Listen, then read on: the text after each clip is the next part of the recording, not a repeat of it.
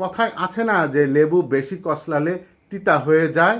2 বছর আগের এই সময় সাধারণ মানুষ ছাত্রদের পাশে দাঁড়িয়েছিল, রাস্তায় নেমেছিল দীর্ঘদিনের শাসন ব্যবস্থার অবসান চেয়ে। তখন ছাত্রদের প্রতি মানুষের যে সহানুভূতি, ভালোবাসা আর আস্থা ছিল, তা ছিল স্বতঃস্ফূর্ত, কোনো রাজনৈতিক হিসেবের ফল নয়। মাত্র 2 বছরের ব্যবধানে সেই আবেগ অকটেনের মতো উড়ে গেছে। কিন্তু কেন? কারণ আন্দোলনকে রাজনৈতিক পুঁজি হিসেবে ব্যবহার করেছে ক্ষমতালোভী কিছু তথাকথিত ছাত্রনেতা। জুলাই আন্দোলনের 99% ছিল সাধারণ মানুষ ও ছাত্রছাত্রীদের আন্দোলন। আন্দোলন শেষ, সবাই ঘরে ফিরে গেছে, কিন্তু ওই যে 1% ছাত্র আন্দোলনটাকে ক্যাশ করার সুযোগ দেখেছিল, তাদের রাজনীতি থামেনি।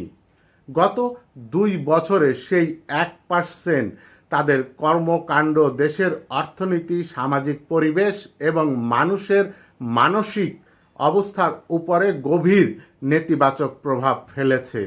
রাষ্ট্র পরিচালনায় নিজস্ব এজেন্ডা এবং ছাত্র রাজনীতি থেকে মূলধারার ক্ষমতার রাজনীতিতে প্রবেশ করতে চাওয়া কিছু লোভী ছাত্রনেতার কারণে পরিস্থিতি এমন এক জায়গায় পৌঁছেছে যে সাধারণ মানুষ একদিন আওয়ামী লীগকে বিদায় করতে রাস্তায় নেমেছিল, সেই সাধারণ মানুষেরই অনেকেই আজ বলছেন যে আগেই ভালো ছিলাম।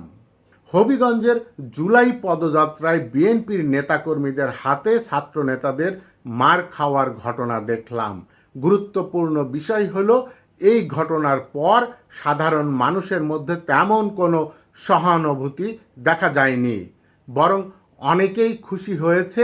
এটাই বাস্তবতার কঠিন বার্তা।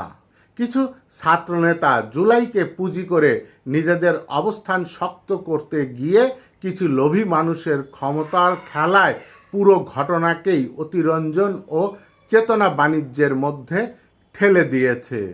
আপনার কাছে কি মনে হয়? আপনি জানাতে পারেন কমেন্ট বক্সে।